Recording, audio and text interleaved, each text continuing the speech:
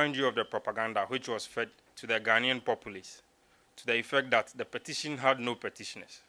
We state emphatically that the petition was presented by 17 workers of the Electoral Commission. The names and signatures of all petitioners were presented to the President as part of our petition, which also presented same to the Chief Justice to determine whether a prima facie case had been made against Ms. Charlotte Osei.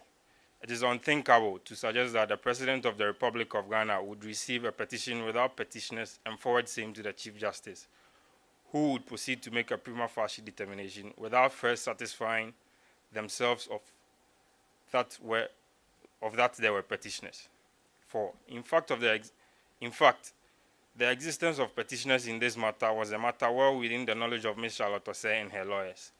Under cross-examination of Mr. Forsen Ampofu, our representative and witness at the hearing of the petition, lawyers of Ms. Charlotte Osei mentioned at least three names of petitioners. For instance, they asked Mr. Forsen whether or not Bernice Asante, one of the petitioners, was present at a particular meeting of the petitioners. They also acknowledged Mr. Goswin Dojo, who was present with Mr. Forsen at every sitting of the committee. In addition, they asked questions about Mr. George Ajavukawe. They asked questions about when Mr. George Ajavukawe died. The question is, if the respondent was not made aware of the petitioners, how did they know that there were at least 3 persons, apart from Mr. Forsen, who were part of the petitioners? 5.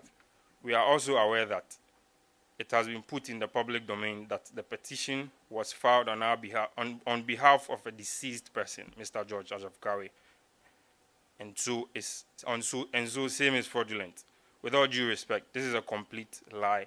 And we at the Electoral Commission would like to say that we have seen the removal of office of Ms. Charlotte Osei.